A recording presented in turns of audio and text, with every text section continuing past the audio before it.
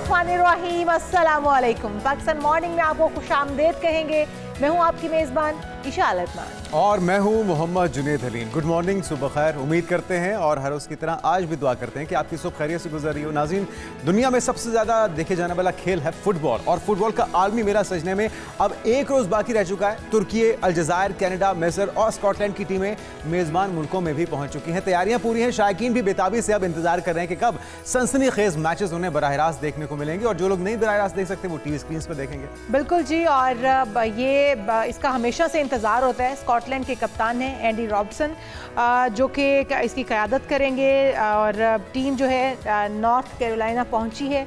Miami बीच के ऊपर ये वर्ल्ड कप जो है वो स्टेकेट ट्रेडिंग इवेंट्स सजाया गया है, जहां पर ये फुटबॉल खेला जाएगा। दूसरी जानिब फुटबॉल वर्ल्ड कप के लिए ईरानी टीम को अमेरिका में रहने की इजाज़त नहीं मिली है और ईरानी टीम मैच के रोज़ मैक्सिको से अमेरिका रवाना होगी। और हम भारत के ऊपर बात करते थे कि भारत जो है वो खेल में सियासत को लाता है, लेकिन ये हमें अब अमेरिका में भी देखने को मिला कि ईरानी टीम को वहाँ पर रहने की इजाज़त नहीं दी गई है और ईरानी टीम के मैच अमेरिकी शहरों लॉस एंजलिस में है, सियाटल में है और इसके बावजूद वहाँ पर रहने की इजाज़त ना मिलना। ईरान पहला मैच अपना 15 जून को न्यूजीलैंड के खिलाफ खेलेगा। तो हम इवेंट के लिए पुरुमीद है कि इवेंट अच्छा हो और एंजॉय कर सकें। ईरानी टीम के लिए भी पुरुमीद हैं कि वो भी बेहतरीन परफॉर्म करे और ये साबित करे कि खेल अपनी जगह, सियासत अपनी जगह और खेल कोई जंग नहीं होता, इसलिए मेरे ख्याल में खेल के अंदर सियासत को नहीं लाना चाहिए। खैर, इसकी अपडेट्स आपके साथ शेयर करते रहेंगे। आगे बढ़ते हैं, आज की टॉप स्टोरीज की बात करते हैं, जिसमें सबसे पहले तस्करा होगा हेलीकॉप्टर की तबाही का। अपैची हेलीकॉप्टर अमेरिका का ये तबाह हुआ है और एक बार फिर से जो तल्ख बयानात थे वो तल्ख जो अमली इकदाम थे उसमें तब्दील हो चुके हैं। हमलों में तेज़ी आ गई है। अमेरिका के ईरान पर हमले शुरू हो चुके हैं और ईरान ने बहरीन में अमेरिकी फौजी अड्डे को भी निशाने पर रख लिया है। अब क्या होने जा रहा है, इस पर तफसील से बात करेंगे और उसके बाद बात करेंगे बजट 2026-2027। कौमी असेंबली और सेनेट का इजलास आज तलब कर लिया गया है।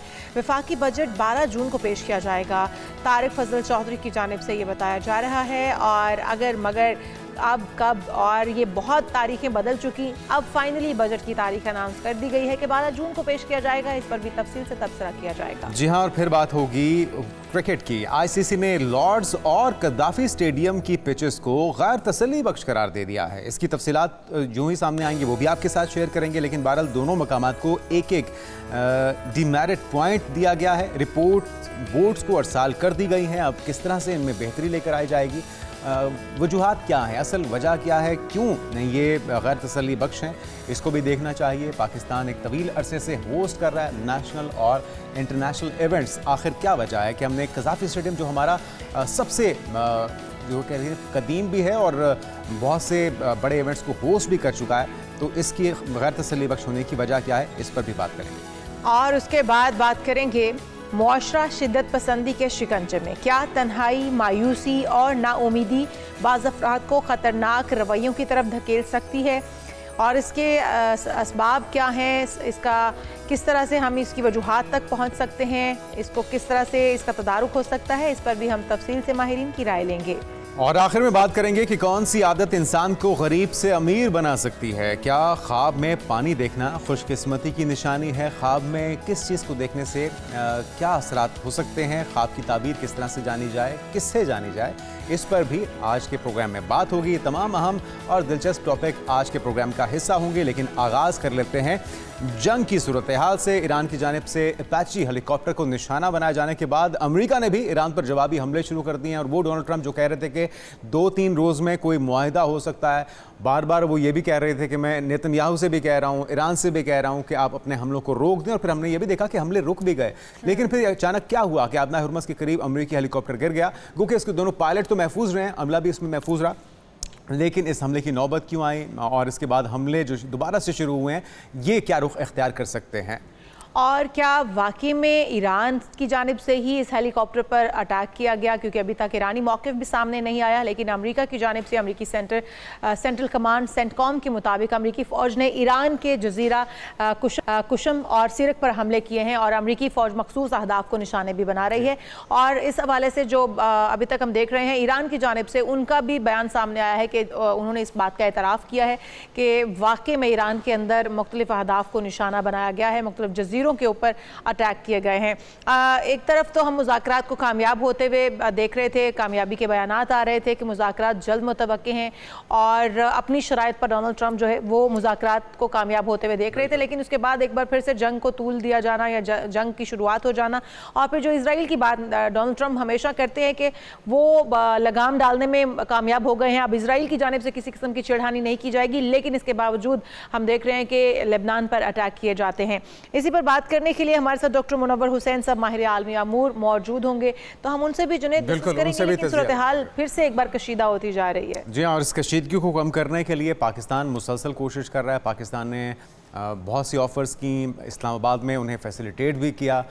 फिर पाकिस्तान के ऊपर भी इल्ज़ाम लगाए जाते हैं कि जी पाकिस्तान ने ईरानी जहाज़ों को शेल्टर दिया है या प्रोटेक्शन दी है, इसलिए नूर खान एयरबेस पे खड़ा किया। तो पाकिस्तान ने बहुत से इल्ज़ाम भी झेले हैं, लेकिन असल मसला यह है कि जो स्पॉयलर्स हैं, जिसमें दो बुनियादी स्पॉयलर हैं, एक तो हमारे पड़ोस में बैठा है भारत, वो कभी भी नहीं चाहता कि अमन हो, मुस्तकिल अमन हो। दूसरा है इजराइल, क्योंकि नेतन्याहू का सर्वाइवल सियासी तौर पर इसी में है कि जंग जारी रहे, और अब डोनाल्ड ट्रंप का सर्वाइवल सियासी तौर पे इस चीज़ पे मुनहसर है कि इस जंग का खात्मा हो सके अंदरूनी तौर पे, अमरीकियों की तरफ से, कांग्रेस की तरफ से, डेमोक्रेट्स की तरफ से, और ख़ुद अपनी जो जमात है रिपब्लिकन पार्टी डोनाल्ड ट्रंप की, उनके अंदर से भी अब इस जंग के मुखालफत में जो ज़ोर पकड़ता जा रहा है मामला, और लोग इसके मुखालिफ होते जा रहे हैं। डॉक्टर मुनव्वर हुसैन साहब माहिर आलमी उमूर हमें ज्वाइन कर चुके हैं। डॉक्टर साहब, आपको वेलकम कहेंगे। अभी हम देख रहे थे कि डोनाल्ड ट्रंप की तरफ से दोनों फरीकैन से कहा गया कि फौरी तौर पर हमलों को रोका जाए। इजराइल को करने की मुसलसल उनकी कोशिशें कम अज़ कम बयानात की हद तक तो अब वाज़ेह हो चुकी हैं कि अमेरिका ऐसा नहीं चाहता। ईरान को भी उन्होंने कहा, दोनों तरफ से हमले रुक गए, लेकिन अचानक यक अटैची हेलीकॉप्टर का गिर जाना आदम हुर्मुज़ के करीब, ये कोई हादसाती वाक़या है, जानबूझ के इसको टारगेट किया गया था? लेकिन अब ये जो एक बार फिर से हमले शुरू हुए हैं, ये वक्ती हमले हैं या कोई मज़ीद शिद्दत आ सकती है इन हमलों में? और हम तवक्को करें थे कि डोनाल्ड ट्रंप जो कह रहे थे कि 2-3 रोज़ में कोई मुआहिदा होने जा रहा है, ऐसा कुछ हो सकता है? सुबह बखैर आपको, आपके देखने वालों को, आपकी टीम को। गुड मॉर्निंग डॉक्टर साहब। अगर आप आपकी अमेरिका की तारीख में जाएं तो 1898 में अमेरिका की एक बैटलशिप डूब गई थी हवाना के पानियों में, और उस वक्त क्यूबा जो था ये कॉलोनी थी स्पेन की, और ये जहाज न हवाना ने डुबाया, न स्पेनियर्स ने हमला किया, खुद ब खुद डूब गया। और उसके बाद अमेरिकन्स ने कहा कि इसका बदला लेने के लिए अब हम हमला करेंगे। स्पेन ने कहा कि जनाब हम ज्वाइंट एक्शन कमेटी बनाते हैं और इन्वेस्टिगेट करते हैं। अमेरिकन्स ने इनकार किया, हमला क्यूबा पे नहीं किया, फिर हमला जाके उन्होंने फिलिपाइन पे किया, बिकॉज उनको मनीला पोर्ट चाहिए थी अपने ट्रेड के लिए। तो अब ये अपाची हेलीकॉप्टर हादसाती तौर पे गिरा या फायरिंग से गिरा, इसका कुछ पता नहीं। और आप किसी मुल्क के हुदूद के अंदर जाएं और अगर वो गिर भी जाए फनी खराबी की वजह से या फायरिंग की वजह से, तो उसके बाद आप हमला कर दें और कहें कि सीज फायर बहुत करीब है और मुआहिदा भी बहुत करीब है, तो मेरा ख्याल है कि ये आप धूल चौंक रहे हैं। और दुनिया को मालूम है कि आप अंडर प्रेशर हैं इस वक्त। अमेरिकन डोमेस्टिक जो पॉलिटिक्स है, सोसाइटी है, इकोनॉमी है, वो इस वक्त आपके फेवर में नहीं है। बल्कि 58% का तो ये ख्याल है कि वो प्रेसिडेंट ट्रंप पे ट्रस्ट ही नहीं करते। बदकिस्मती से यूएस फॉरेन पॉलिसी इस वक्त क्राइसिस में है। पहला क्राइसिस की वजह प्रेसिडेंट ट्रंप की अपनी पर्सनल इंस्टिंक्ट है, जिस तरह से उन्होंने जितने भी फिल्टर्स थे, एडवाइजर्स थे, उनको हटा दिया फॉरेन पॉलिसी के हवाले से। वो समझते हैं कि जिस तरह वो कामयाब बिजनेसमैन है, वो इंटरनेशनल रिलेशंस को भी गवर्न कर लेंगे। दूसरा अलमिया ये है कि इजरायली लॉबी का वहाँ बहुत ज़्यादा अमल दखल है, और जो एवेलेंजिकल और नियोकॉन्स हैं वो भी उनके साथ हैं, और नेतन्याहू की हरकतें भी हैं, जिसकी वजह से अमेरिकन फॉरेन पॉलिसी क्राइसिस में जा रही है। और तीसरी वजह जो है वहाँ पे अमेरिकन नियोकॉन्स की अजम्पशन है कि वो दुनिया की सबसे बड़ी ताकत है। अगर रोमन एम्पायर दुनिया पे रूल कर सकती है तो वो क्यों नहीं कर सकती? तो मेरा ख्याल है कि ये वो वजह है जिसकी वजह से अमेरिकन फॉरेन पॉलिसी क्राइसिस नजर आ रहा है। और जो स्टेट डिपार्टमेंट है, फ्रेंकली स्पीकिंग, वो बहुत ज्यादा परेशान है। इवन रिपब्लिकन पार्टी परेशान है, कांग्रेस परेशान है।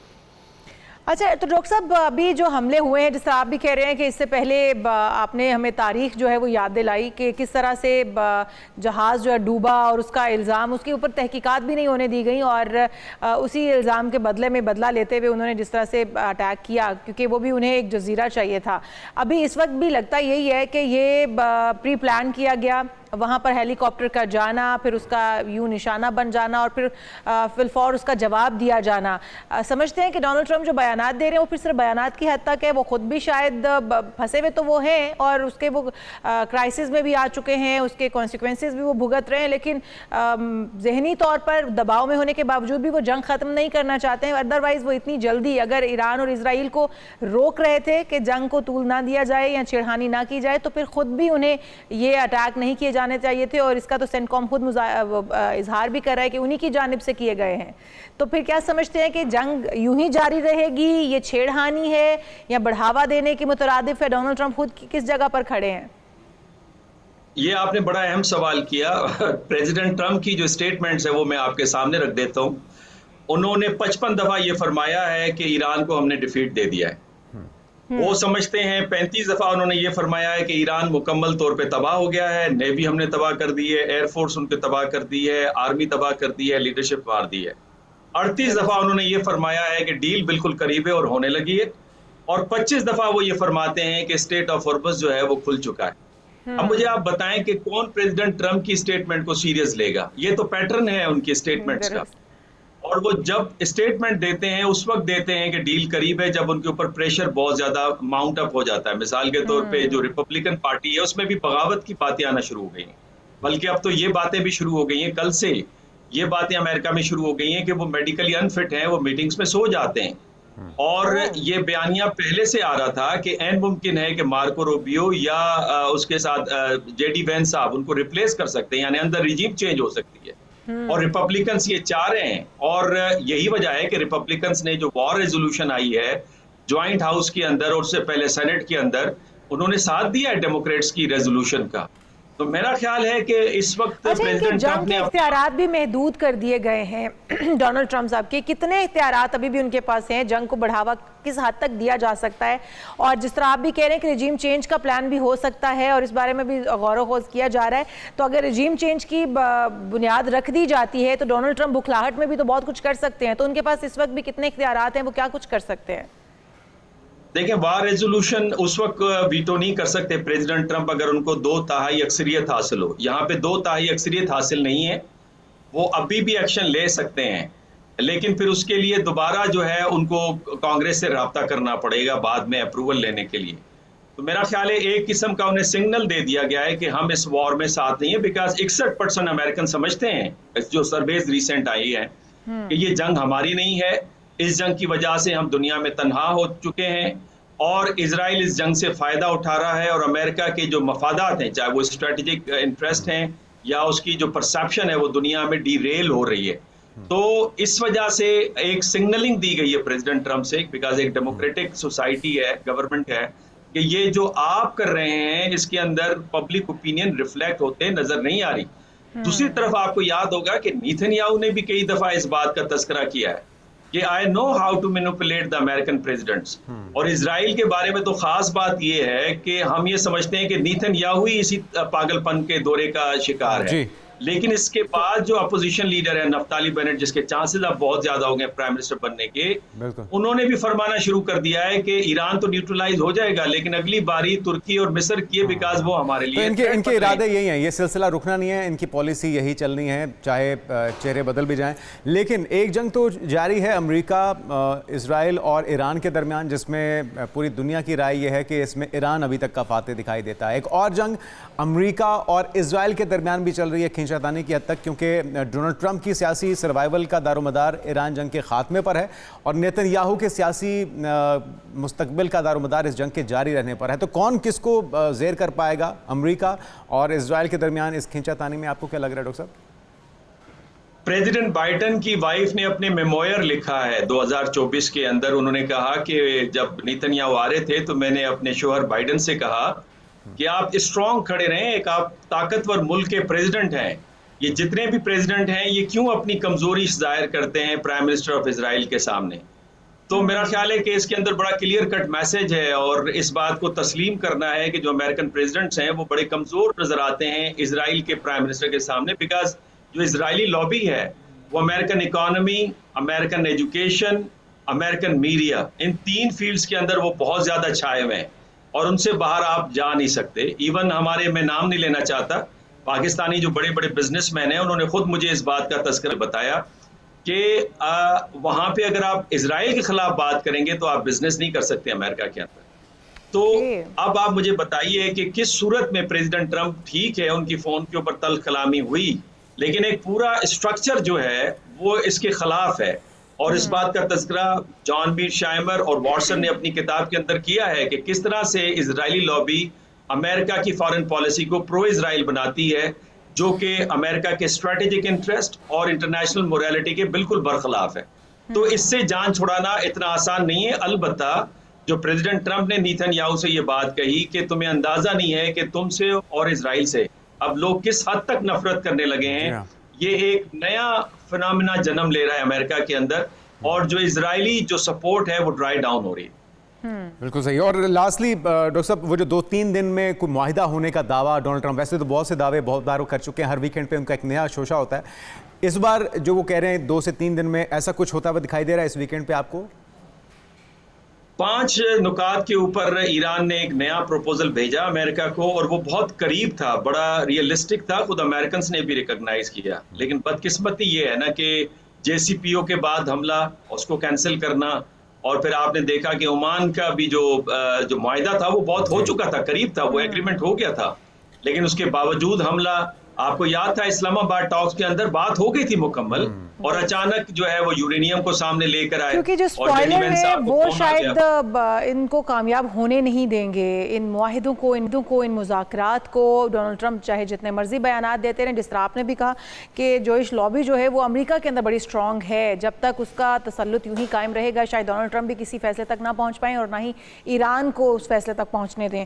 बहुत शुक्रिया डॉक्टर मुनव्वर हुसैन साहब, माहिर आलमी अमूर हमारे साथ मौजूद थे, बहुत ही खूबसूरत तज़िया।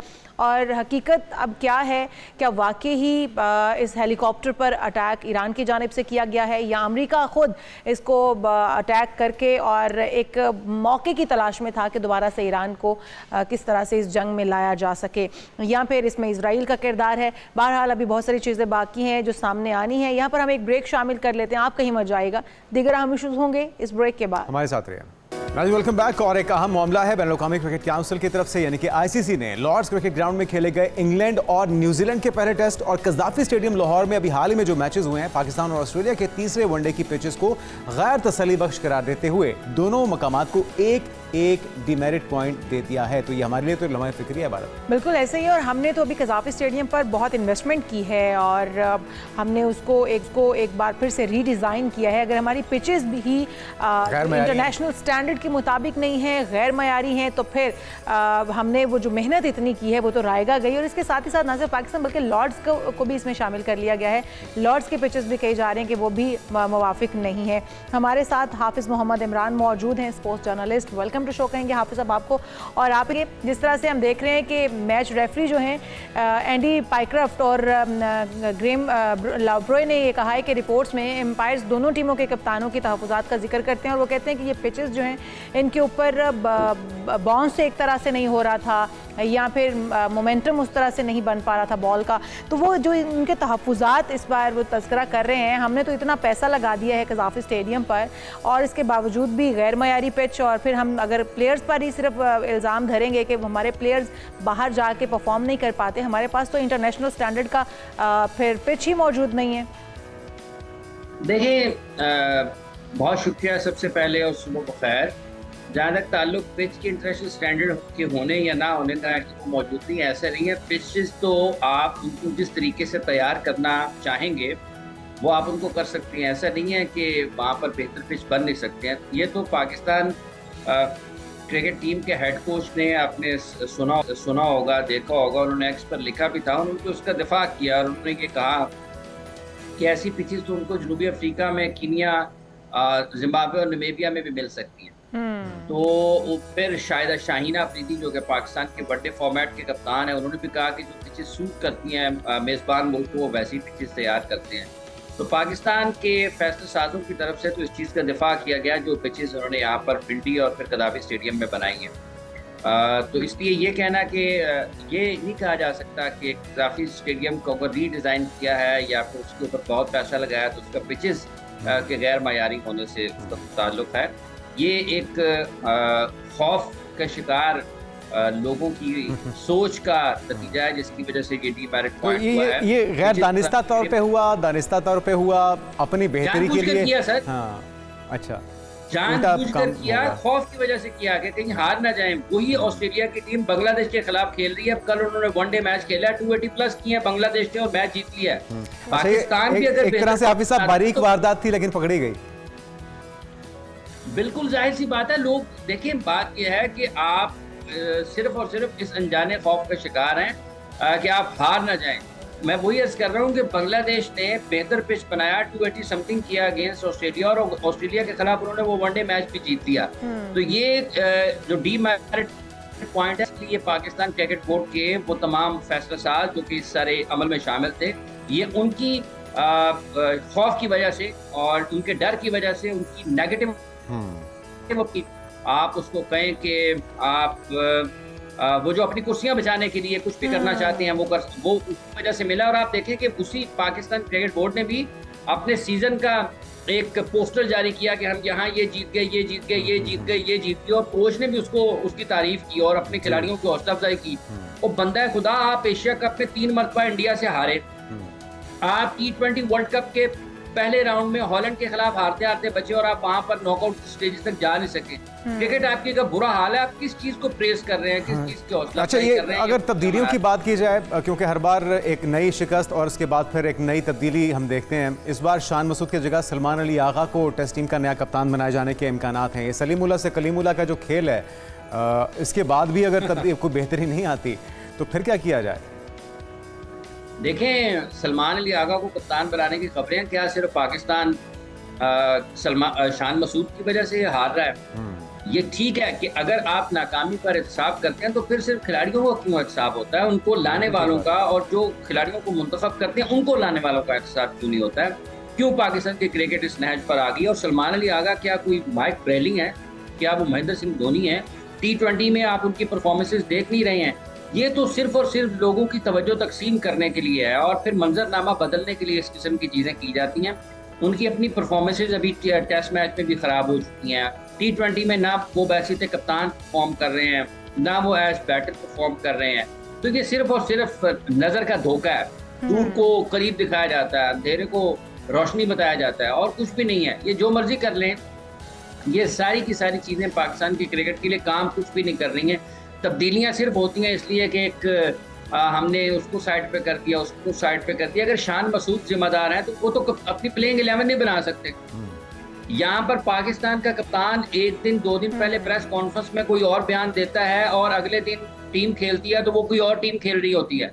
तो कप्तान तो इस हद तक बंधे हुए हाथों वाले इन्होंने बनाए हुए हैं। कप्तान क्या कर सकता है? असल डोर तो किसी और के हाथ में होती है, सही कह रहे हैं आप, और ये फैसले तो कहीं और पे हो रहे होते हैं।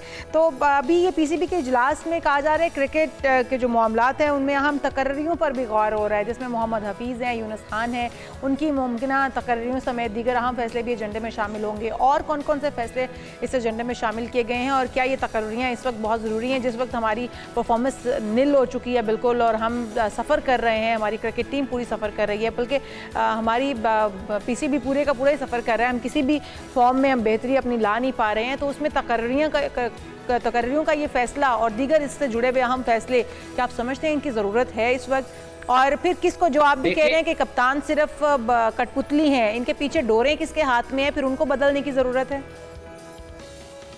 देखिए, बेस्ट ऑफ लक अगर आते हैं यूनुस खान और मोहम्मद हफीज़ पाकिस्तान की क्रिकेट को अगर वो कंट्रीब्यूट करते हैं कोई बेहतर करने में, तो उसके लिए नेक ख्वाहिशात है। लेकिन सवाल यहाँ पर यह पैदा होता है कि वो कौन सा ऐसा काम है जो आज तक इंज़मामुल हक नहीं कर सके, अब्दुल रज़ाक नहीं कर सके, मोहम्मद यूसुफ नहीं कर सके, सिकलान मुश्ताक नहीं कर सके, वक़ार यूनुस नहीं कर सके, असद शफीक नहीं कर सके, अज़हर अली नहीं कर सके, आकिब जावेद नहीं कर सके, ठीक है, और उनके साथ और बहुत से क्रिकेटर्स हैं जो नहीं, वो कौन से काम है जो वो नहीं कर सके, ठीक है। तो क्या वो सारे के सारे लोग, इवन पहले यूनुस खान भी पाकिस्तान टीम का हिस्सा रहे कोचिंग में, मोहम्मद हफीज़ भी कुछ वक्त के लिए पाकिस्तान की क्रिकेट टीम के साथ रहे, तो वो कौन से काम ऐसे जो ये सारे मिल मिला के नहीं कर सके और आप वो कर देंगे? तो असल मसाइल को जब तक ये नहीं समझेंगे या उनकी तरफ तवज्जो नहीं देंगे, उस वक्त तक चीज़ें ठीक नहीं होंगी। पाकिस्तान की क्रिकेट में क्रिकेट को लोग अपनी ख्वाहिशात और सोच के मुताबिक उस प्रोसेस से हटकर चलाना चाह रहे हैं जो कि दुनिया भर में राइज है। कोचेस के जरिए क्रिकेट को ऑपरेट करने की कोशिश की जा रही है और कोचेस ये समझ रहे हैं कि वो खिलाड़ियों को बना देंगे। तो अगर कोचेस ही खिलाड़ियों को बनाते हैं तो सवाल सादा सा ये है, अब्दुल्ला शफीक कहाँ पर है, वो ठीक क्यों नहीं हुआ? आकिफ जावेद कहाँ पर है, वो ठीक क्यों नहीं हुआ? तैयब ताहिर कहाँ पर है, वो ठीक क्यों नहीं हुआ? हसीबुल्लाह कहाँ पर है, वो ठीक क्यों नहीं हुआ? हसन नवाज कहाँ पर है, वो ठीक क्यों नहीं हुआ? मोहम्मद हारिस कहाँ पर है, वो ठीक क्यों नहीं हुआ? ये आपको दर्जनों खिलाड़ी 8, 10, 12, 14, 16 खिलाड़ी ऐसे मिल जाएंगे जिनकी खामियां नजर आई हाईएस्ट लेवल पर और वो दोबारा उस फॉर्म में नजर नहीं आ रहे हैं जिसमें उनको होना चाहिए या जो उनकी स्किल थी उस पर होना चाहिए। अच्छा। पाकिस्तान के फास्ट बॉलर 145 प्लस पर बॉल करते थे, वो क्यों 135 वही पे मैं आ उसी गए? तरफ आना चाह रहा हूँ हाफिज साहब कि हमने अपने बचपन में जो लेगेसी देखी है क्रिकेट की, जो स्टार्स की, चाहे वो कैप्टन हो या प्लेइंग 11 हो या स्क्वाड हो 15 रुकनी, क्या दोबारा से हम या हमारे बच्चे वो देख पाएंगे वो उरूज क्रिकेट का? देखें, ये रिस्पॉन्सिबिलिटी है उन लोगों की, जिस लेगेसी का आपने जिक्र किया है, जो विरासत होती है और जो उसके अमीन होते हैं, उनकी क्या जिम्मेदारी होती है? उन्होंने अपने मुल्क की अच्छी चीज़ों को अपने नौजवान नस्ल में मुंतकिल करना होता है। तो ये मेरा, आपका, हम सब का बुनियादी हक है कि हमारे आने वाले जो लोग हैं, जो आज 12-14 साल के हैं, जब वो 24 साल के हों तो उनकी क्रिकेट टीम एक बड़ी क्रिकेट टीम हो। लेकिन इस वक्त पाकिस्तान की क्रिकेट टीम के हेड कोच को, जिसने ये बहुत हौसला अफजाई की पाकिस्तान के इस वाइट बॉल सीजन की, और उससे पहले उन्होंने पिचेस का दिफा किया जहां से आपने शुरू किया, वो डीमेरिट पॉइंट हुआ। ये बड़े मुल्क की छोटी सोच, कमजोर सोच का छोटा कोच है और उनको लगाने वाले भी सारे के सारे उस अमल का हिस्सा हैं जिसकी वजह से आज लोगों के ज़हनों में ये ख्याल आता है कि क्या हम कभी वापस उस सतह पर आ पाएंगे या नहीं आ पाएंगे। ये एक बहुत बड़ा सवालिया निशान है। लेकिन इस वक्त जिस तरीके से काम कर रहे हैं वो लगता है कि ये मुश्किल है, लेकिन ऐसा नहीं है कि नामुमकिन है, ये हो सकता है। उसके लिए आपको ईमानदारी की, उसके लिए आपको विजन की, उसके लिए आपको कंसिस्टेंसी की, तसलसल की यानी कि, और उसके साथ आपको एक ईमानदारी के साथ बेरहमाना फैसले करने की जरूरत है। इन तमाम कंपोनेंट्स की जरूरत है, तभी हम क्रिकेट की बहाली कर पाएंगे। और आपने बिल्कुल सही कहा कि जो लेजेंड्स होते हैं उनको अपनी लेगेसी को आगे ट्रांसफ़र करना होता है, अपनी नई जनरेशन तक वो पहुंचाना होता है। लेकिन अगर वो ट्रांसफ़र नहीं कर पा रहे तो उनकी है, और ये हमारी बदकिस्मती भी है कि हम अपनी इतनी आउट क्लास क्रिकेट को हम कहाँ पर ले आए हैं। और अगर अब भी हमने इसमें कोई दयानतदारी के साथ काम ना किया, हमने अपनी सिलेक्शन कमेटी या फिर जितने भी हेड कोचेस, कप्तान, वो सारे के सारे स्टेक होल्डर्स जो इसमें बैठे हुए हैं, अगर उन्होंने मिलकर अब सर जोड़कर इस बारे में गौर व फिक्र ना किया तो शायद हम क्रिकेट में बहुत पीछे रह जाएंगे। बहुत शुक्रिया। हमारे साथ मौजूद थे हाफिज़ मोहम्मद इमरान, स्पोर्ट्स जर्नलिस्ट, और यहाँ पर शामिल कर लेते हैं एक ब्रेक लेते हैं और ब्रेक के बाद दीगर इश्यूज़ भी होंगे जिस पर बात करेंगे। हमारे साथ रहिए।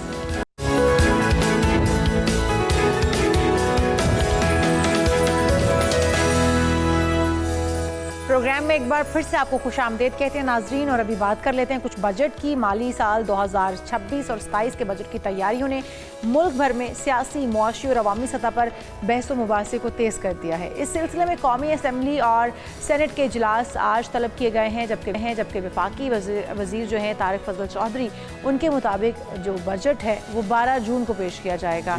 तो ये जो बजट के अंदर इतनी ताख़ीर हुई है, आएँ बाएँ शाएँ किया जा रहा था और फिर तारीख पर तारीख बदली जा रही थी, इसके पीछे वजूहात क्या हैं? जी हाँ, वजूहात तो गवर्नमेंट ही बता सकती है कि असल मुद्दा है क्या। लेकिन ज़राए का ये कहना है कि वसाइल की तकसीम और मालियाती मामलात पर वफाक और सूबों के दरमियान जारी जो मुशावरत है, इसके बायस बजट की तैयारी में कुछ ताख़ीर हुई है। ताहम अब अहम उमूर को हतमी शक्ल दी जा रही है। तो इसी पर बात करते हैं। मोहम्मद अकमल साहब माहिर मैशत हमारे साथ मौजूद हैं। अकमल साहब, आपको वेलकम कहेंगे, गुड मॉर्निंग। और ये 2 रोज़ के बाद जो बजट आ रहा है, वैसे तो हर बार ये आज़ाद शुमार का गोरख धंधा होता है, वादे दावे बड़े बड़े किए जाते हैं, लेकिन असल में आवाम के लिए महंगाई का एक और तूफ़ान होता है जो मुंह खोले एक अजदहे की तरह खड़ा होता है और मलबा डाला जाता है IMF के ऊपर। इस बार क्या तवक्कुआत रखनी चाहिए आवाम को?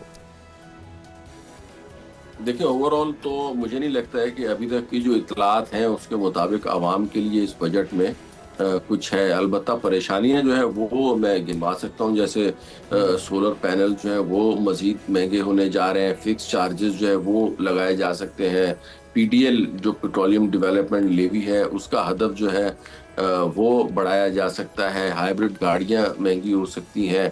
अलबत्ता अगर रिलीफ की बात की जाए तो सैलरी क्लास को कहा जा रहा है कि उनके जो जो जो स्लैब्स हैं उनको थोड़ा सा शफल किया जाएगा, जिसमें कंपैरेटिवली जिनकी कम सैलरी है, जिनका टैक्स जो है वो ज़्यादा बनता है, शायद उनको रिलीफ जो है वो दिया जाए। और मेरे ख्याल में उनको रिलीफ दिया जाना बनता भी है, क्योंकि salary class in terms of numbers जो है वो पाकिस्तान में सबसे ज़्यादा जो है वो टैक्स पेयर्स हैं, लेकिन और उनका जो है ना वो जो जो सैलरी से ऑटोमेटिकली टैक्स जो है वो डिडक्ट भी हो जाता है, और सबसे ज़्यादा मैं कहूँगा कि उनका टैक्स डिडक्ट हो रहा होता है। तो उनके लिए ज़िंदगी गुजारना वाकई जो है वो बड़ा मसला हुआ है। जिस तरीके से परचेजिंग पावर जो है वो कम होती जा रही है, महंगाई में इजाफा हो रहा है और चीज़ों की लागत जो है वो बढ़ती जा रही है, तो उसमें जो सैलरी क्लास को रिलीफ देना लाजमी बनता था, और उसके बजाय जो है मुतबादिल ज़राए जैसा कि रिटेलर्स को या छोटे दुकानदारों को टैक्स नेट में लाने की गई है। और ऑल दो कि मुझे उसके ऊपर थोड़े से तहफ़्फ़ुज़ात हैं, लेकिन ये बहरहाल एक बेहतर है कि सैलरी टैक्स पेयर से बर्डन को शिफ्ट करके दूसरों के ऊपर डाला जाए।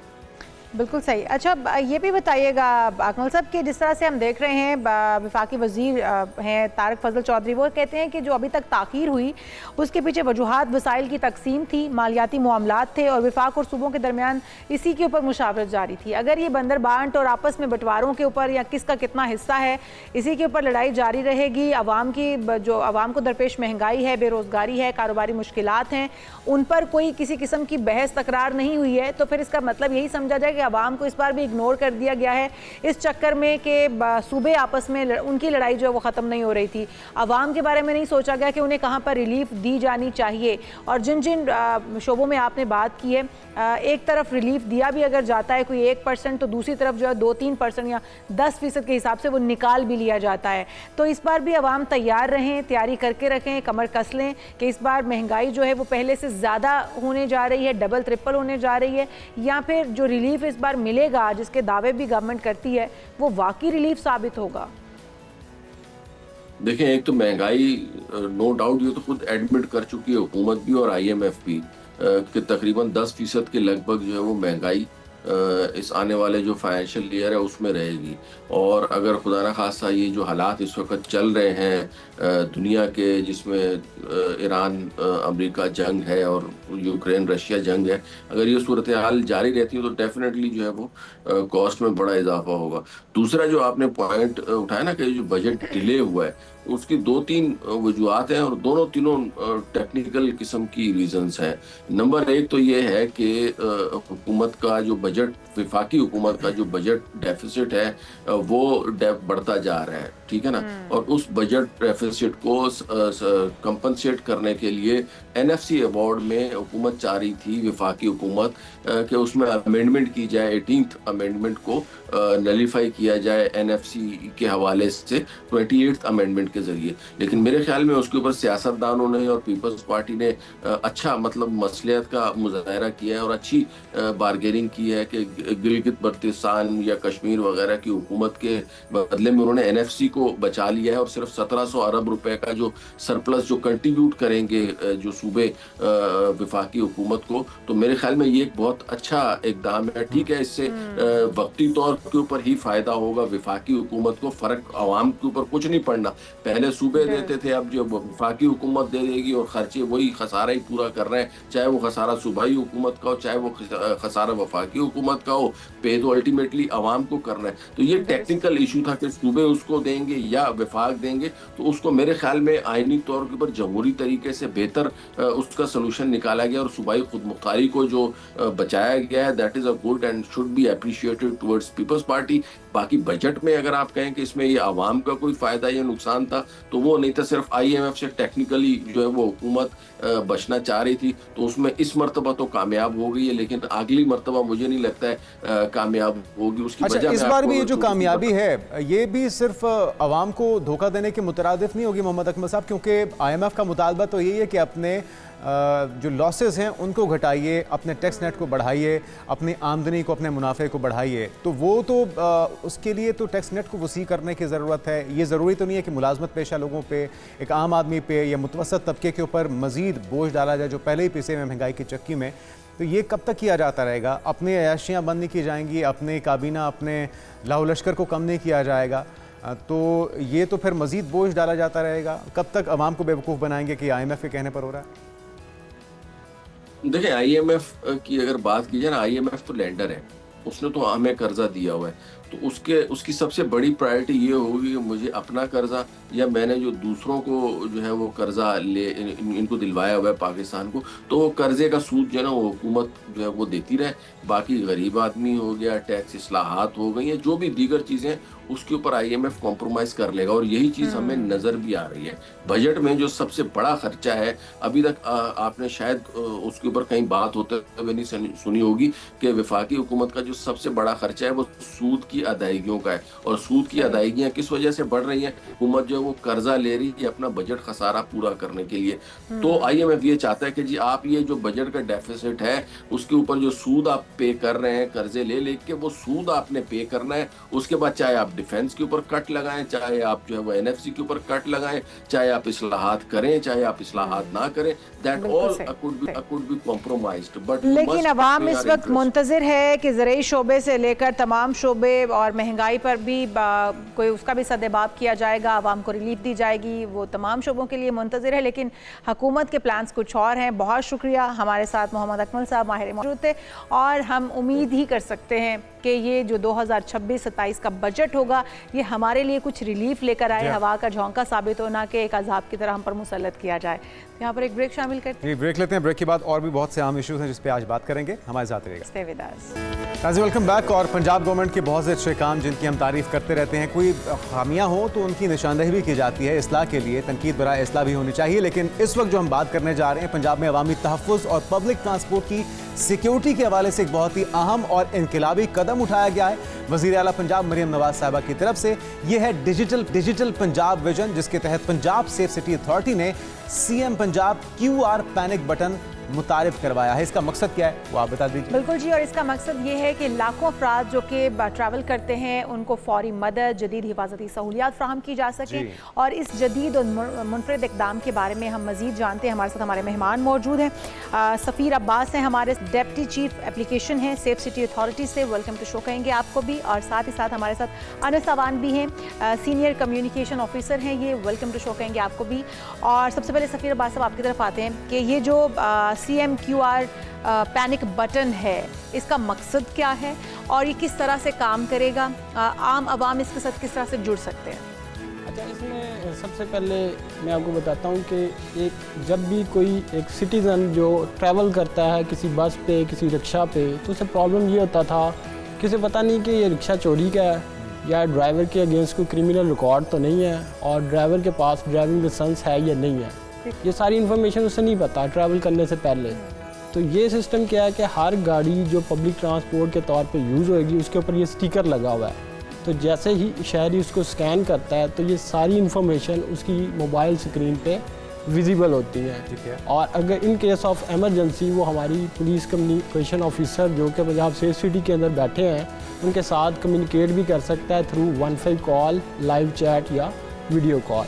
ये सारी सहूलियात इसके अंदर होंगी? जी जी बिल्कुल। ठीक है। और अभी तक कितने गाड़ियों को, पब्लिक ट्रांसपोर्ट को आपने रजिस्टर कर लिया है और यूज़र फ्रेंडली है? आम आवाम को इसके लिए कोई ज़्यादा मसला या कॉम्प्लिकेशन की ज़रूरत नहीं? ये बिल्कुल आसान है। इसके ना दो पहलू हैं। एक पहलू है कि आम शहरी इसको कैसे यूज़ करेगा और दूसरा पहलू है कि ड्राइवर इस पर रजिस्टर कैसे होएगा। ठीक है। तो दोनों मैकेनिज्म बिल्कुल आसान है। शहरी तो सिंपल इसको स्कैन करेगा और जो ड्राइवर है वो पंजाब सेफ सिटी की वेबसाइट पे जाके वहाँ पे QR कोड का जो रजिस्ट्रेशन फॉर्म है बिल्कुल सिंपल सा है, उसको फिल करेगा और आफ्टर वेरिफिकेशन वो अपना QR कोड डाउनलोड कर लेगा। और ये तकरीबन हमारे मोर दैन 2000 जो ड्राइवर हैं इसके ऊपर अभी रजिस्टर हो गया। तो ये ड्राइवर की जिम्मेदारी है या फिर जो कंपनीज़ हैं, बड़ी कंपनीज़ के पास तो यकीनी तौर पे सभी का डाटा होता होगा और अगर आप उनसे रब्ता कर लेंगे तो उनके ज़रिए से चलने वाली तमाम जो गाड़ियाँ हैं वो खुद ही आपको प्रोवाइड कर देंगे? जो इंडिविजुअल चला रहे हैं उनको इंडिविजुअली रब्ता करना? जी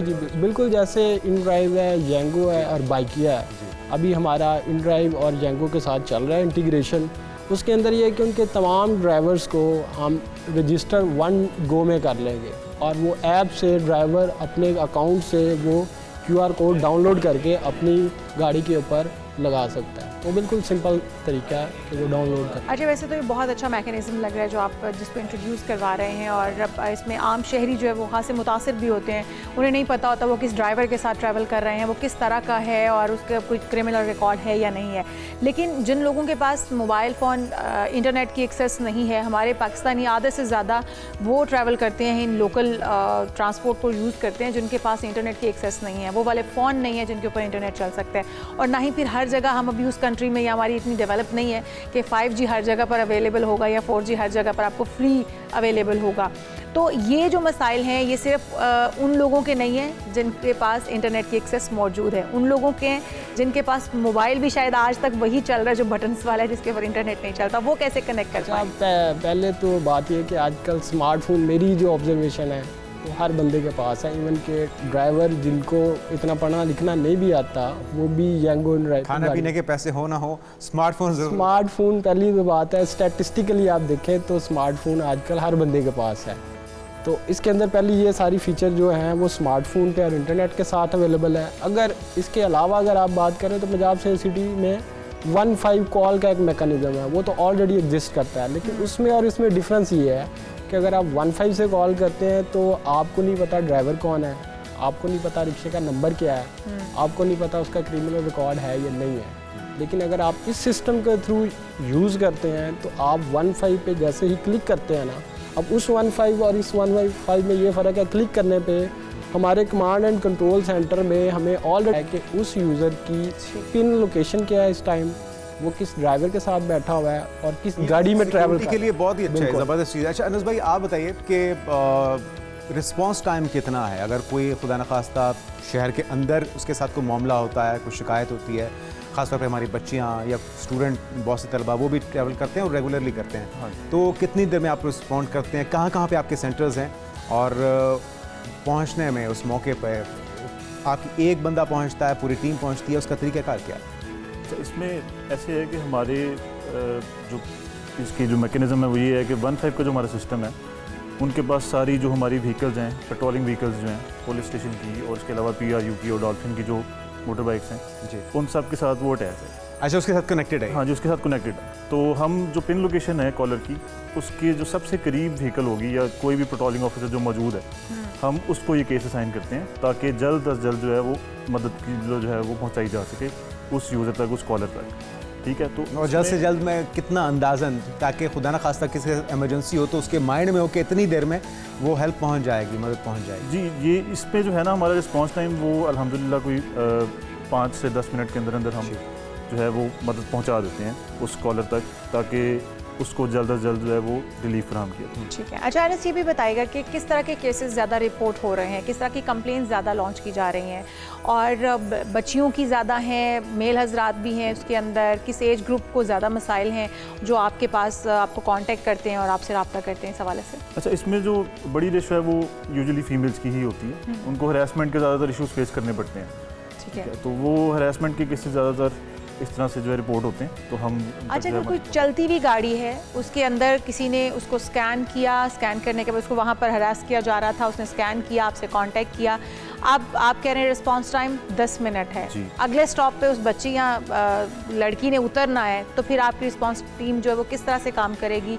क्योंकि वो शहरी जो उसको उस वक्त हरास कर रहा होगा वो भी गाड़ी में मौजूद होगा, लेकिन उसको गाड़ी से उतरना होगा 10 मिनट में अगले स्टॉप पर, तो फिर कैसे रिस्पॉन्स करें? अच्छा, इसमें जैसे सर ने पहले बताया है कि उस ड्राइवर की जो और कार की जो डिटेल्स हैं वो हमारे पास आ जाती हैं अगर वो हमारे साथ रजिस्टर होगा, तो इसमें फिर ये है कि उस कार को बैक ट्रैक किया जाता है। हमारे पास इस तरह के मैकेनिज्म हैं कि उसको बैक ट्रैक किया जाए और उस ड्राइवर तक पहुंचा जाए। ठीक है, पहली प्रायोरिटी हमारी ये होती है कि हम जो फीमेल है, जो हरासमेंट है, उस तक मदद पहुँचाएँ, उसको सिक्योर करें, और दूसरी बात यह है कि फिर उसको बैक ट्रैक करते हैं। बैक ट्रैकिंग के साथ फॉरवर्ड ट्रैकिंग भी है कि आपके जैसे लाहौर की अगर बात करें तो हमारे मोर देन 8000 कैमराज हैं, तो अगर इस लोकेशन पे हम इसको देख रहे हैं कि यहाँ पे हरासमेंट हुई, उससे अगले कैमरे की हमारे पास लाइव एक्सेस है, तो हमें पता होता है इतनी देर में तकरीबन फॉरवर्ड ये जाएगा तो इस जगह पे इतनी देर में पहुंच जाएगा। ठीक है। अच्छा, ये आप समीर साहब सही कह रहे हैं, सॉरी सफीर साहब आप बिल्कुल सही कह रहे हैं कि ये आपका जो कैमराज हैं वो काफ़ी इसमें एक्टिव हैं और उससे आप मदद ले सकते हैं। लेकिन जो अभी हम देख रहे हैं सेफ सिटी कैमराज के थ्रू चालान किए जाते हैं या फुटेजेस आती हैं, डिफरेंट किस्म की वायलेशंस के ऊपर आती हैं, अगर उन्हीं के थ्रू ये ट्रैक होना है, उन्हीं कैमरों की मदद से इसने ट्रैक होना है, तो फिर इस ऐप को या इस मैकेनिज़्म को मुतारिफ करवाने का पर्पज़ क्यों था या क्यों ज़रूरत क्यों महसूस हुई इसकी कि अगर हम सेफ सिटी अथॉरिटीज़ के कैमरास के थ्रू भी इसको ट्रैक कर सकते हैं और उन तक पहुँच सकते हैं? तो सेफ सिटीज़ के जो कैमराज हैं लेट्स सपोज वो हर गाड़ी को उसको ट्रैक कर रहे हैं, हर गाड़ी का नंबर ले रहे हैं, लेकिन कौन सा सिटीज़न किस गाड़ी पे ट्रैवल कर रहा है ये उसको नहीं पता। और जो उसके अंदर ड्राइवर बैठा हुआ है, हाँ जी, जो ड्राइवर बैठा है उसके पास ड्राइविंग लाइसेंस है या नहीं है उसको हम स्कैन करने की हमें ज़रूरत नहीं है, लेकिन क्योंकि उसने ट्रैवल करना है उसी दौरान हमें चाहिए कि ये ड्राइविंग लाइसेंस इसके पास है या नहीं है और इसका कोई क्रिमिनल रिकॉर्ड है या नहीं है, ये सारी चीज़ें हमें भी मदद मिलेगी। बिल्कुल। चलान एक डिफरेंट चीज़ है। चलान तब होएगा जब उसने सिग्नल जंप किया है, अगर वो कोई क्रिमिनल भी है, नहीं है, ड्राइविंग हो रही है, हाँ जी, तो बिल्कुल बिल्कुल, अगर वो उसका लाइसेंस नहीं है फिर उसका चलान होगा। उसका वायलेशन, क्योंकि अब जिसका बायोडाटा ठीक है और वही उस गाड़ी के अंदर चला रहा है जो रिकॉर्ड आपके पास फराहम किया गया है, फिर तो ठीक है, लेकिन अगर कोई वायलेशन करता है उसकी सज़ा क्या होगी? क्या व्हीकल को सील किया जाएगा या जिसके नाम पे थी उसको सज़ा का सामना करना पड़ेगा? क्योंकि यहाँ पे वायलेशन अक्सर होती हैं। एक चीज़, दूसरा ये जो सारा निज़ाम है पैनिक बटन दबाने की सूरत में ये लाहौर के अंदर तो एक्टिव होगा, ये इसका तो हमें यकीन है। यहाँ पे पूरी सर्वेलेंस भी है, सेफ सिटी अथॉरिटी के ज़रिए पूरा निज़ाम भी, मैकेनिज़्म मौजूद है। अगर लाहौर से बाहर खुदा न खास्ता पूरे पंजाब में कहीं भी किसी रूरल एरिया में ऐसा होता है तो क्या वहाँ पर भी 5 से 10 मिनट का रिस्पांस टाइम होगा या उसमें टाइम ज़्यादा लग सकता है? ये दोनों चीज़ों को अगर आप इसमें पहली बात तो आपने ई चलान के हवाले से की, तो हमारे पास पूरे पंजाब के अंदर तकरीबन 19 जो वायलेशंस है जो कि ट्रैफिक पुलिस ने मुतारफ़ कराई हैं, जो कि उसको रेगुलेट करता है, वो सारी की सारी हमने AI आर्टिफिशियल इंटेलिजेंस के थ्रू, कैमरास के थ्रू पूरे पंजाब भर में हम ऑलरेडी कर रहे हैं। कोई वायलेशन करता है, हर वायलेशन की फ़ाइन डिफरेंट है, वो भी ट्रैफिक पुलिस ने ऑलरेडी डिफ़ाइन किया है कि सिग्नल जंप के वायलेशन क्या है और सीट बेल्ट की वायलेशन क्या है, वो सारे के सारी फ़ाइन ऑलरेडी डिफ़ाइन है और वो उसके ऊपर हम कर रहे हैं। दूसरी जो आपने बात की कि क्या ये लाहौर में होएगा या पंजाब भर में, तो लाहौर के साथ ये पूरे पंजाब में एक ही मैकेनिज़्म के थ्रू हो रहा है और ये पूरे पंजाब के अंदर ही तकरीबन मैंने अभी जैसे आपको बताया 2000 प्लस हमारे पास ड्राइवर रजिस्टर हो चुके हैं, तो ये पूरे पंजाब से हुए हैं, इसमें कोई लाहौर या किसी सिटी का कोई इस तरह नहीं है, पूरे पंजाब से हो रहे हैं हमारे पास। और जो आपने इसमें सॉरी एक मिस कर गया कि जो रिस्पांस टाइम की बात है वो डिपेंड करता है कि कॉलर की लोकेशन क्या है।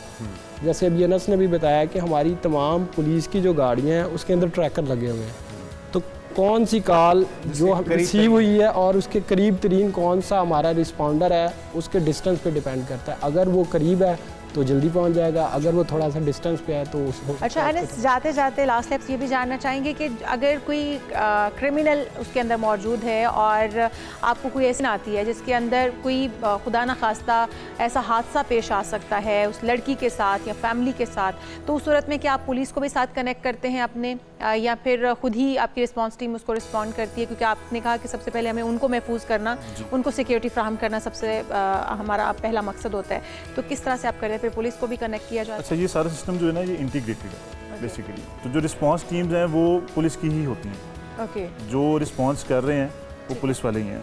हमारा जो सेफ सिटी है वहाँ से हमारा जो केस बनता है वो हम फ़ौरन से जो क्लोजेस्ट व्हीकल है पुलिस की उसको डिस्पैच करते हैं ताकि वो जल्द अज जल्द उस तक पहुँच सके। तो आपकी जो क्वेश्चन है कि मतलब पुलिस की टीम भेजते हैं या सेफ सिटी जो है वो पुलिस के साथ इंटीग्रेटेड है सारा। ओके, ज़बरदस्त, विश गुड लक जी, बहुत अच्छी आपने एक नई इनोवेशन है हमारी सिक्योरिटी के हवाले से, क्योंकि पहला मकसद भी सीएम पंजाब साहिबा का भी यही है कि बच्चियों को या फैमिलीज़ को तहफ़्फ़ुज़ फ्राहम किया जाए, तमाम शहरियों को ट्रैवल जो है वो इस तरह से करते हैं, और हमारा भी मकसद ये होता है कि हम उन चीज़ों को उजागर कर सकें जो गवर्नमेंट के अच्छे इनिशिएटिव हैं। बहुत शुक्रिया हमारे दोनों मेहमानों का, हमारे साथ सफ़ीर अब्बास साहब और अनिसाबान, आप दोनों मौजूद थे। आप दोनों मेहमानों का शुक्रिया। और ये सारे इकदाम पंजाब के अवाम को महफूज सफरी सहूलियात फराहम करने के लिए हैं, और जितने भी इकदाम इसमें तमाम ड्राइवर हजरात को, तमाम कंपनीज़ को और आम शहरियों को भी कॉपरेट करना चाहिए, ताकि वो भी महफूज हों, उन पे एतमाद बढ़ सके शहरियों का, और शहरियों का सफ़र आसान हो सके, महफूज हो सके। बिल्कुल जी। यहाँ पर एक ब्रेक शामिल करते हैं, आप कहीं मत जाएगा, दीगर आम इशूज़ होंगे इस ब्रेक के बाद। Stay with us.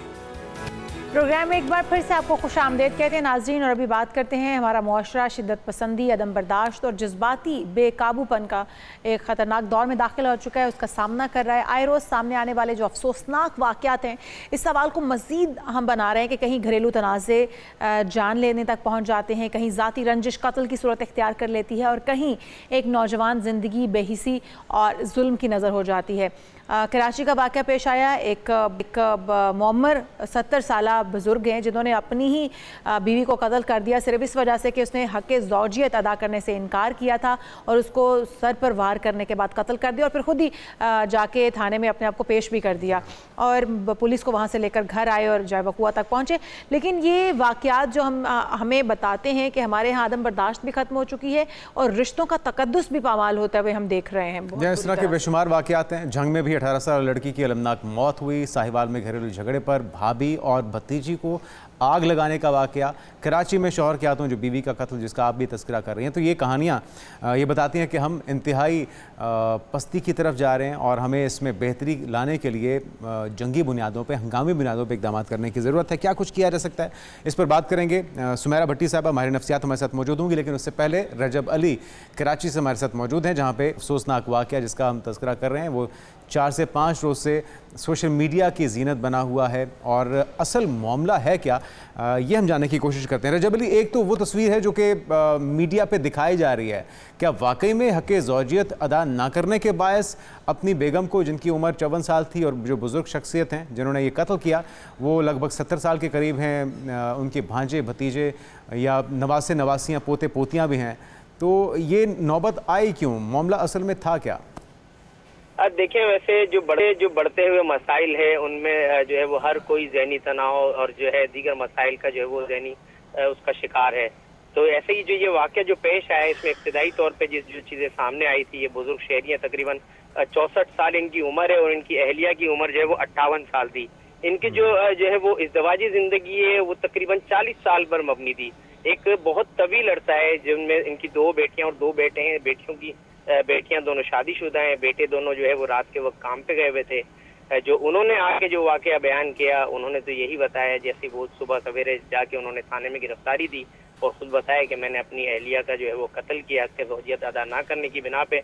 हमारे दरमियान तल्ख कलामी उस दौरान मैंने कुछ तशद्दुद किया, लोहे का राड वगैरह उसके सर पे मारा, और मैं दूसरे कमरे में जाके बैठ गया। काफी देर तक जब कमरे से कोई आवाज नहीं आई, मैंने जाके देखा तो मेरी फौजा जो है वो इंतकाल कर चुकी थी। उस वक्त खैर उन्हें अफसोस भी हुआ, थाने आके उन्होंने गिरफ्तारी भी दी, निदामत भी जाहिर की। और भी सामने आया है मौक़िफ़ जिसमें कहा जाता है कि बीवी के नाम पर कुछ प्रॉपर्टी थी, और फिर उसकी नाम ना करने की वजह से बेटे ने बाप को मशवरा दिया कि आप मार के और उसके बाद पेश हो जाएं और हम मुद्दई बनेंगे, और उसके बाद फिर हम आपको माफ़ कर देंगे, मामला रफा दफा हो जाएगा। इस हवाले से क्या तफसीलात अभी तक सामने आ सकती हैं? देखिए, ये चीज़ें भी जो है वो सामने आई है। इस हवाले से मजीद जो है वो तहकीकात भी की जा रही है, तफ्तीश जारी है। चूँकि अभी जो है वो जिस्मानी रिमांड पर जो है वो 2 रोज़ कबल ही 10 रोज़ा मजीद जो है वो जिस्मानी रिमांड पर पुलिस के हवाले किया अदालत ने मुलजिम को।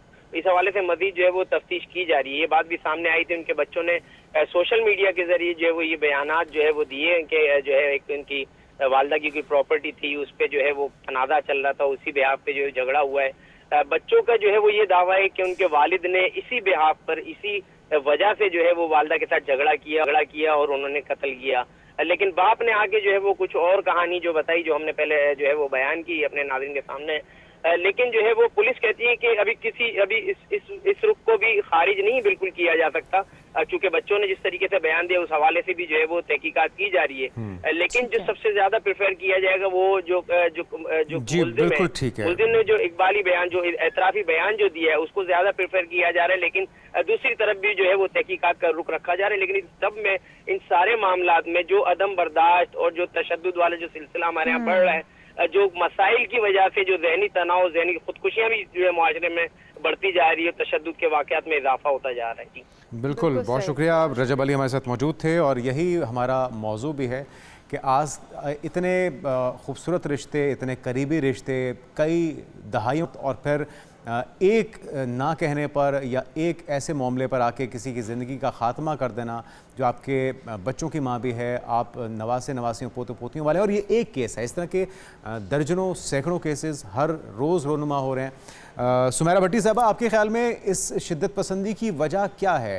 इख्तिलाफ़ात तो पहले भी होते थे, झगड़े पहले भी होते थे, लेकिन ज़िंदगियों के ख़ात्मे तक बात पहुंच जाए, उस रफ़ाकत को इंसान भूल जाए, उस ताल्लुक़ को भूल जाए जो कई सालों पे मुहीत है, अपने ही खून के रिश्तों, अपने ही सगे रिश्तों का इस तरह से कत्ल कर देना, क्या इस्लाह मुमकिन है?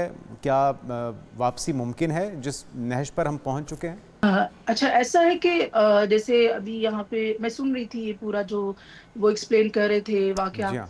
जो भी हुआ है रिसेंटली, जो काफी एजिड थे वो पर्सन, उन्होंने अपनी वाइफ को मर्डर किया है। अच्छा, इसमें एक चीज ये है कि वो प्लान मर्डर नहीं था, कोई इस तरह की चीज नहीं थी कि उन्होंने प्लान किया हो या ये कोई सोच समझ के किया हो।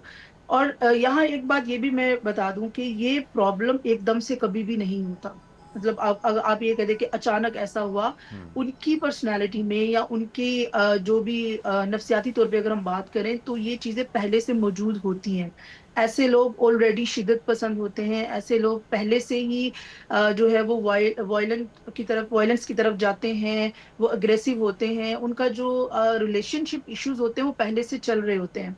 अब जो उनका रिएक्शन था वो जस्ट एक रिएक्शन था, जैसे नो कहने पे, रिजेक्शन पे वो चीज बर्दाश्त नहीं कर सके, अदम बर्दाश्त पहले से उनमें थी, जिसकी वजह से उन्होंने एक तरह का तशद्दुद किया और एक्सीडेंटली उनकी डेथ हो गई। इस तरह जो मुझे चीज नजर आ रही है, ठीक है, ऐसा नहीं था कि उन्होंने जो है उनको अब डराना चाहा। अब ये चीज पहले से ही, बचपन से ही हमारे कुछ बच्चों में पाई जाती है जो कि हम इग्नोर करते हैं। कुछ बच्चे ऐसे होते हैं जो कि छोटी सी बात पे बहुत ज्यादा रिएक्शन देते हैं, दूसरे बच्चों को मारते हैं, उनमें टेंट्रम ज्यादा होते हैं, उनकी कुछ, और वहां से ही बचपन से ही चीजें स्टार्ट होती हैं। अब होता ये है कि हमारे घरों में जहां तक हम ये जो मियाँ बीवी की बात करें तो वहां औरत बर्दाश्त करती चली जाती है। वो पहले भी उनको मारते होंगे, कभी ना कभी गाली भी देते होंगे, इस तरह झगड़े भी करते होंगे। अच्छा, सुमेरा जी, आप बिल्कुल ठीक कह रही हैं कि ये एक दिन में नहीं होता, इसके पीछे बाकायदा एक स्टोरी चल रही होती है, ग्राउंड्स इसकी बन रही होती हैं, और कहीं ना कहीं पहले भी तशद्दुद का शिकार हो चुके होते हैं इस तरह के विक्टिम। लेकिन हम सिर्फ इस केस को डिस्कस नहीं कर रहे हैं इस वक्त, हम बहुत सारे ऐसी जो हमारे मुआशरे के अंदर बुराइयाँ पाई जा रही हैं या बहुत सारी हमारी अदम बर्दाश्त, बेहिसी के वाक़यात हैं, जिस तरह से तेज़ाब गर्दी का वाक़या पेश आया डॉक्टर महानूर के साथ, सिर्फ इनकार करने पर या उसको मना कर देने के बाद। फिर एक झंग में वाक़या पेश आया, एक बच्ची अपनी रोल नंबर स्लिप लेने जाती है अपनी क्लास फेलोज़ के साथ, और वो उसको तशद्दुद का निशाना भी बनाते हैं, उसके साथ रेप करते हैं, और उसके बाद उसे हॉस्पिटल में ऐसी कंडीशन में छोड़ आते हैं जहाँ पर ना वो ज़िंदा होती है और ना ही वो मरी भी, और उसके बाद उसकी मौत वाक़ई हो जाती है। इस तरह ही हमारे यहाँ लाहौर में एक वाक़या पेश आया घरेलू मुलाजमा के साथ, कई महीनों तक मुसलसल जो है ज़्यादती का निशाना उसे बनाया जाते रहा, फिर वो प्रेग्नेंट हो गई और उसको वहाँ पर ही हॉस्पिटल में मरवा दिया गया। बहुत सारे वाक़यात हैं, मतलब एक वाक़े के पीछे बहुत सारे महरक़ात होते होंगे, बहुत सारी वजूहात होती होंगी, लेकिन हमारा सवाल यह है क्या सोसाइटी के अंदर जो बिगाड़ पैदा हो चुका है, जिस पस्ती का हम शिकार हो चुके हैं, इसकी वापसी मुमकिन है? क्या सोसाइटी को फिर से सुधारा जा सकता है, उसके अंदर इस बिगाड़ को ख़त्म किया जा सकता है? कहाँ से आगाज़ किया जाए? क्योंकि हमारी जो नई जनरेशन है जो इस तरह के वाक़यात मुसलसल सुन रही है, देख रही है, आने वाले दिनों में किसी ऐसे वाक़े का शिकार ना हो जाए या उसमें खुद इन्वॉल्व ना हो जाए।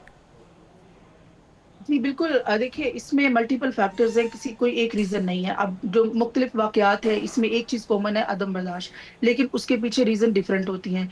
अभी अगर हम एक ग्रुप की बात करें, जिस तरह गैंग रेप की आप बात कर रहे हैं, तो उसमें ये है कि आपका जैसे ड्रग अब्यूज़ भी हो सकता है उसके पीछे, फिर आपके जो एक तरह के लोग जो ग्रुप में मतलब पीयर प्रेशर की वजह से भी इस तरह की चीज़ें करते हैं, और उनके अंदर ऑलरेडी पर्सनैलिटी डिसऑर्डर की टेंडेंसीज भी होती हैं, जिनके अंदर क्रिमिनल टेंडेंसी होती है, ये लोग ही इस तरह के जो है वो जराइम करते हैं। अच्छा, अब दूसरी चीज जो आपने कहा कि इन चीजों को कैसे रोका जा सकता है, देखिए ये बहुत बड़े पैमाने पे प्रॉब्लम्स हैं। जैसे सिर्फ ये नफ्सियाती मसला नहीं है, या सिर्फ ये हमारे जो कानून नाफिज करने वाले इदारे हैं उनकी कमजोरी नहीं है, ये हमारा मुआशी और समाजी दबाव भी है। ओवरऑल ये बड़े बड़े जो फैक्टर्स हैं ये सब कंट्रीब्यूट कर रहे हैं। एक पर्सन अगर उसकी बेसिक नीड्स पूरी नहीं हो रही हैं, अगर वो तहफ़्फ़ुज़ फील नहीं कर रहा, अगर घर में फ्रस्ट्रेशन है, प्रॉब्लम्स हैं, तो वो उसका रिएक्शन इसी तरह का ही आपको देखने में मिलेगा।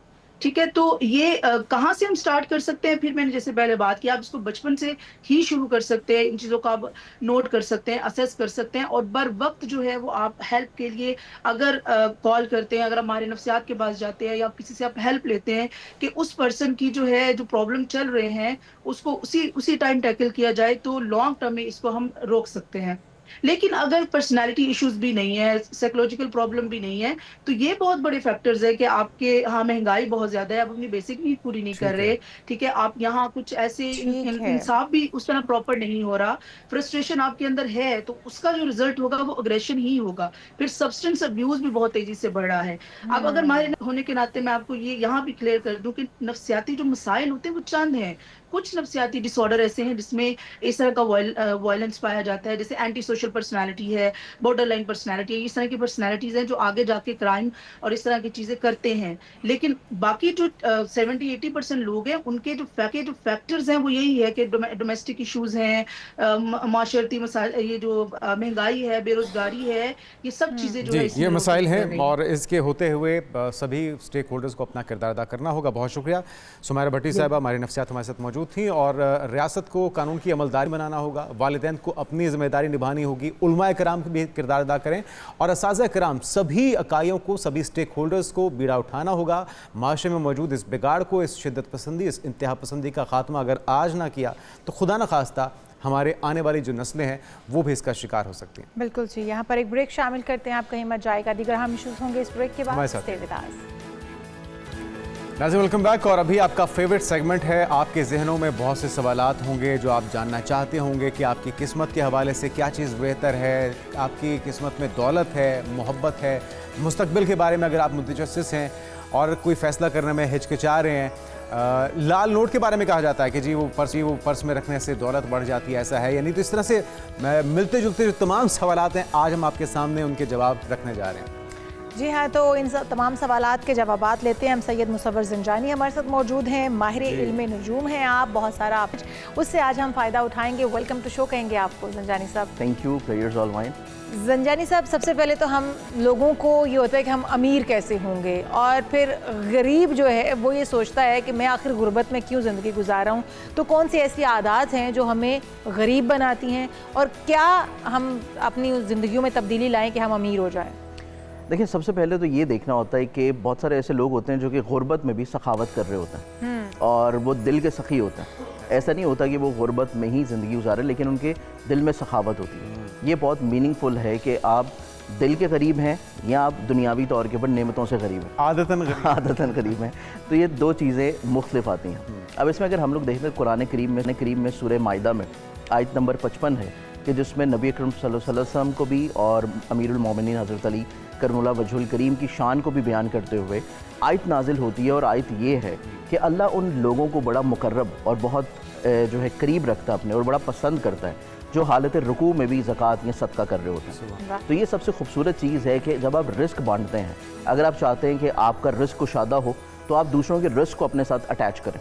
आप चरिंद परिंद के, इंसानों के, मखलूक़ात को, अल्लाह के जो इंसान है, अल्लाह के जो मखलूक है जिनसे अल्लाह 70 माओं से ज़्यादा भी प्यार करता है, जब आप उनके रिस्क को अपने साथ अटैच करेंगे, आप रिस्क बांटना शुरू करेंगे, तो ऑटोमेटिकली तौर के ऊपर आपके रिस्क की कुशादगी आना शुरू हो जाएगी। और अगर आप रिस्क रोकना शुरू करेंगे, आप ये सोचेंगे कि पता नहीं मैं अगर किसी को कुछ दूँ, या अगर मैं किसी को रिस्क बांटूँ, या अगर मैं कुछ सदका करूँ, या अगर मैं कोई ज़कात करना शुरू कर दूँ, तो पता नहीं मेरे अगले आने वाले अदवार कैसे हों, मुझे ज़िंदगी में पता नहीं जो सेविंग्स हैं वो रुक पाएँ या ना रुक पाएँ। तो ये सबसे इंपॉर्टेंट चीज़ होती है कि आपको सखावत करना बहुत ज़रूरी है। बड़े बुज़ुर्गों को देखें, औलिया कराम को देखें, अहले बैत को देखें, जब उनके पास लोग आया करते थे, लोग ये बताया करते थे कि हम मुफलिस हैं, हम तंग दस्त हैं, हमें अपनी रिस्क की कुशादगी चाहिए, या हमें अपने रिस्क की कुशादगी के साथ हमें दुनियावी मालो दौलत चाहिए ताकि हम अपने तमाम तर ज़रूरियात को बेहतर तौर पर पूरा कर सकें। तो औलिया भी, अम्बिया भी, पैगम्बर भी, वली भी और अहले बैत भी उनको सिर्फ एक चीज़ बताते थे कि आप अपना दस्तरखान कुशादा कर दें।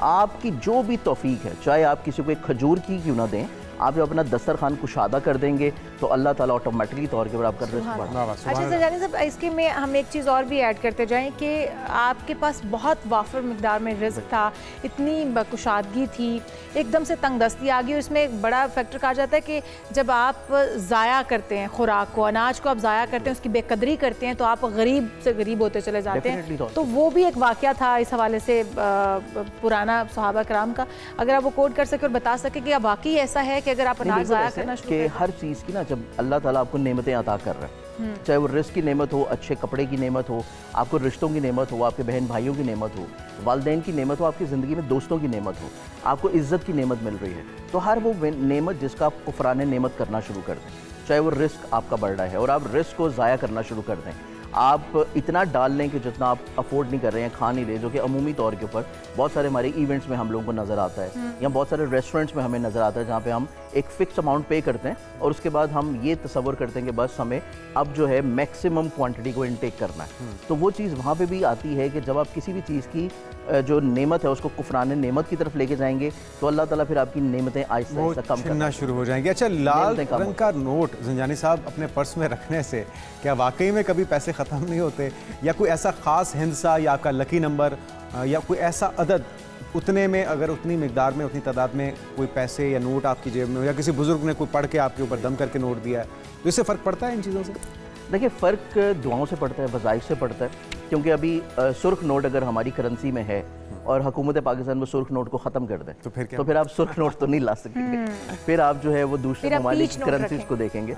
तो इस एतबार से बहुत सारी इस तरह की जो है वो ट्रिक्स होते हैं, बहुत सारी ऐसी टेक्निक्स होती हैं, जैसे कि कुछ लोग जो है वो सुर्ख रंग का वॉलेट या पर्स वो कैरी करते हैं, या कुछ लोग जो है वो रेडिश कलर की चीज़ को कहीं ना कहीं पे अपनी बॉडी में, अपने टाई में, अपने हैंकरचीफ में किसी जगह पे ऐड ऑन करते हैं, क्योंकि रेड कलर रिलेट करता है अग्रेशन को, रेड कलर रिलेट करता है आपके कॉन्फिडेंस को, आपको बूस्ट अप रखता है, पूरे दिन में एनर्जाइज रखता है। इसी तरह जब आप अपने वॉलेट का कलर रेड कर लें या रेड कलर का कोई एक स्पेसिफिक नोट अपने किसी वॉलेट में एक जगह पर रख दें जब तक हुकूमत पाकिस्तान ने दिया होगा, तो उससे फ़र्क पड़ता है? इससे फ़र्क बहुत ज़्यादा नहीं पड़ेगा। सिर्फ ये है कि आप साइकोलॉजिकली तौर के ऊपर इस चीज़ के ऊपर मुतमईन रहेंगे कि आपका जो वॉलेट है वो कभी भी खाली नहीं होगा। अच्छा, इलायची रखने का भी कहा जाता है, इलायची के दाने या इलायची, और इसमें सबसे इंपॉर्टेंट चीज़ होता है कि मखसूस तौर के ऊपर कुछ वज़ाइफ होते हैं, कुछ दुआएं होती हैं जो कि शब कदर में पढ़ी जाती हैं। अच्छा, शब कदर में पढ़ी जाती हैं और उसके बाद जो है मेराज की शब को पढ़ी जाती हैं। कुछ ऐसे वज़ाइफ होते हैं जो कि जौ के दाने के ऊपर पढ़े जाते हैं। अच्छा, अगर वो आप जौ के दाने, जो कि तकरीबन कम से कम 7 दाने, अगर आप जौ के दाने के ऊपर वो वज़ाइफ और वो दुआएं पढ़ लें रिस्क के लिए, कुशादगी के लिए, वो रख के आप किसी टिश्यू पेपर में रैप करके और अपने पर्स या वॉलेट में एक साइड के ऊपर रख, अच्छा, तो आपका पर्स और वॉलेट कभी भी खाली नहीं होगा। ये एक चीज़ है, क्योंकि ये कुरान की रेमेडी है। तो सुर्ख नोट वाला जो है वो एक साइकोलॉजिकल इफेक्ट है सर। तो ये तो हमने बता दिया कि अगर आपको मालो माल होना है तो फिर आप अपने, एक तो सुर्ख नोट जुनैद साहब ने बता दिया, दूसरा आप अपने वॉलेट के अंदर जो है ना वो जौ के दानों के ऊपर वो वज़ाइफ पढ़ कर रख लें। और वैसे भी अगर आपने अपना दस्तरखान वसी कर लिया तो फिर पैसा खुद ब खुद अल्लाह ताला उस दस्तरखान के हिसाब से आपको देता चला जाएगा। अच्छा, एक ख्वाब में पानी देखना, ये किस तरफ निशानदेही करता है? बहुत ज़्यादा कुशादगी की नेमत। अच्छा, ख्वाब में पानी देखना और स्पेशली समुंदर देखना, इवन पानी को बरसता हुआ देखना, जैसे बारिश देखना, और पानी का बरसना जो है ये रिस्क की कुशादगी है। पानी का देखना जो है ये आपके इल्म की वसअत की कुशादगी है। पानी को देखना जो है आपके, बहुत सारे लोग होते हैं जो कि इस्तिखारा कर रहे होते हैं और इस्तिखारे में जब ख्वाब नज़र आता है तो उसकी तबीर उनको समझ नहीं आ पा रही होती कि हम इसकी तबीर को किस तरफ लेके जाएं। तो पानी जब भी आप ख्वाब में देखेंगे, चाहे वो इस्तिखारे की शक्ल में हो, चाहे आप जनरली वैसे भी पानी देख रहे हैं, तो वो आपकी इज़्ज़त की तरफ है, वो आपको इज़्ज़त के साथ रिस्क की कुशादगी की तरफ है और आपको दुनियावी तौर के ऊपर मालो दौलत और नेमत की कुशादगी की तरफ लेके जाए। अच्छा, अगर ख्वाब के अंदर पानी के साथ कुछ मुश्किलात भी देखना, कि आप जैसे आपकी फैमिली और आप उस मुश्किल में, उस भंवर में फंसे हुए हैं और आप निकलने की कोशिश कर रहे हैं वहाँ से, उस सूरत में क्या होता है? उस सूरत में ये होता है कि आप जिस चीज़ की तगोदो कर रहे हैं, जिस चीज़ के बारे में आप सोच रहे हैं, जिस चीज़ के बारे में आपने इस्तिखारा किया है, आपके लिए वो है चीज़ अच्छी, आपको मिल ज़रूर जाएगी, लेकिन उसके लिए आपको साबित कदम रहना पड़ेगा। आपको बहुत सारी जो है वो थोड़ी सी ऑब्स्टेकल्स देखनी पड़ेंगी, लेकिन उसके बाद एट द एंड फाइनली तौर के ऊपर वो आपको चीज़ मिल जाएगी और वो आपके लिए कुशादगी और खैर बरकत लेके आएगी। सही। अच्छा ज़ंजानी भाई, ये भी बताएगा कि कुछ खास ऐसी मखसूस चीज़ें हैं जिनके घर में रखने से बरकत आती है या रिस्क में? बिल्कुल, डेफिनेटली तौर के ऊपर देखें, घर में ऑब्वियसली हर मुसलमान के घर में या हमारा चैनल जो है बहुत सारे दूसरे मज़ाहिब के लोग भी देख रहे होते हैं, उनके घरों में अपनी दीनी कुतब वगैरह ये चीज़ें तो होती हैं, लेकिन इसके साथ अगर आप अपने किचन में एक जो साबित जो आपकी होती है ब्लैक जो कि मिर्च होती है, साबित काली मिर्च, पिसी हुई नहीं, साबित, ठीक है, उसके साथ लौंग, साबित मिर्च और इसके साथ जो है ज़ीरा, ये चीज़ अगर आपके किचन में मौजूद है तो आपका दस्तरखान हमेशा कुशादा रहेगा, आपको किचन की तंगदस्ती और रिस्क की तंगदस्ती नहीं आएगी। ये चीज़ तो है। काली मिर्च, ज़ीरा और लौंग, साबित काली मिर्च, लौंग और ज़ीरा, ये एक तो आपके घर में नहूसत परेशानी नहीं आने देगी, आपके रिस्क को कुशादा रखेगी, आपको अपने किचन के एक्सपेंसेस और अपने रिस्क की तंगी का मसला परेशानी नहीं होगी। फिर एक और चीज़ कि अगर आप अपने घर में खैर बरकत चाहते हैं, आप चाहते हैं कि आप घर में एंटर हो तो आपको बड़ी पॉजिटिव वाइब्स आएँ, तो उसके लिए जो है बेसिल लीव्स का जो प्लांट होता है वो आप जरूर रखें, क्योंकि वो नेगेटिव एनर्जी को काफ़ी हद तक ख़त्म करता है। और वो नेगेटिविटीज़ जो आपके घर में चल रही होती हैं, चाहे वो बदनज़री की शक्ल में हो, चाहे वो कोई ऐसा फ़र्द आपके घर से गुजर के गया है जो नेगेटिव वाइब्स आपके साथ लेके आपके घर में, तो वो ऑटोमेटिकली तौर पे उसको न्यूट्रलाइज कर ले। बेसिल लीफ यानी कि न्याज़बोद का पौधा, हाँ, वो पौधा और उससे तो मच्छर भी दूर भागते हैं, बिल्कुल मच्छरों से भी छुटकारा। अच्छा, इसमें दोनों फायदे होंगे। किन तारीखों में पैदा होने वाले बच्चे जो है वो लकी पैदा होते हैं और वो अपने साथ ही अपनी खुशकिस्मती लेकर आते हैं? देखिए, इसमें अगर हम लोग न्यूमेरिकली तौर के ऊपर न्यूमरोलॉजी को देखते हैं और साथ में प्लस, क्योंकि हर नंबर जो है वो एक प्लैनेट के साथ रिलेट करता है, जैसे कि 1 नंबर में पैदा होने वाले लोग जो 1 तारीख को पैदा हो रहे हों या जो 10 तारीख को पैदा हो रहे हों, जो 19 को पैदा हो रहे हों, क्योंकि अगर हम इसको प्लस करेंगे तब भी 1 नहीं बनेगा। अच्छा। तो हर वो डेट ऑफ बर्थ जो कि 1 बना रही है, वो नंबर हमेशा लीडरशिप क्वालिटी लेके आता है। अच्छा। आपको जो है वो डोमिनेंट बनाता है, लोग आपकी सहर में मुब्तला रहते हैं, लोग आपकी बात को सुनते हैं। इसी तरह अगर हम ये देखें कि बहुत सारे लोग होते हैं जिनको लोग out of nowhere favours दे रहे होते हैं, लोग उनके साथ रहना पसंद करते हैं, लोग उनसे मोहब्बत करते हैं, अटैच रहते हैं, तो उन लोगों की जो डेट ऑफ बर्थ होगी, अगर आप उसको क्रॉस चेक करेंगे, प्लस करके न्यूमेरिक सिंगुलर डिजिट लाएंगे, तो वो 6 नंबर में पैदा होंगे, क्योंकि 6 नंबर जो है ये मोहब्बत का नंबर है, 6 नंबर जो है वो चीज़ों को कनेक्ट करवाने का नंबर है। तो ऐसे लोग जो कि 6 नंबर में पैदा हो रहे हैं, जैसे अगर कोई 15 तारीख को पैदा हो गया, कोई 6 तारीख को पैदा हो गया, तो अगर आप उसको प्लस करके 6 करेंगे तो चाहे फीमेल्स हों चाहे मेल्स हों, हर वो बच्चा बच्ची जो है वो बड़ी फेम हासिल करेगा, पॉपुलैरिटी हासिल करेगा और मोहब्बत उसको बहुत ज़्यादा मिलेगी। अच्छा, 14 को पैदा होने वाले 1 और 4 हो तो 5 बनता है ना। 5 के अंदर जो लोग पैदा होते हैं, जैसे कि 5 तारीख को पैदा हो गए, 14 तारीख को पैदा हो गए या 23 तारीख को पैदा हो गए, तो वो 5 बनेगा। ये लोग ज़हीन होते हैं, कम्युनिकेटिव होते हैं, एक्सप्रेसिव होते हैं, बोल्ड होते हैं, इनके पास यूनिकनेस होती है, यूनिकनेस होती है और अपने एक्सप्रेशंस को बहुत अच्छे अंदाज में प्रेजेंट करते हैं और कुछ ना कुछ दुनिया में तब्दील करने का इनके अंदर हौसला होता है। बस तब्दील करके ही रहेंगे हम। हमारे साथ सैयद थोड़े वक्त में बताई उन्होंने, जंजानी साहब मौजूद थे, बहुत ही खूबसूरत बातें बताई। अभी हमारे पास टाइम और होता तो हमने बहुत कुछ पूछना था जंजानी साहब से, लेकिन इंशाल्लाह हम एक बार फिर से इनके साथ प्लान करेंगे और आपके बहुत सारे सवाल जो आप जानना चाहते हैं वो हम इनसे पूछेंगे। तो बहुत शुक्रिया जंजानी साहब, आपके वक्त का। आज प्रोग्राम का वक्त भी खत्म हो चुका है। इजाजत चाहते हैं, अपना बहुत ख्याल रखिएगा, आपसे मुलाकात होगी कल। आपका ख्याल रखिए, अल्लाह हाफ़िज़। अल्लाह हाफ़िज़।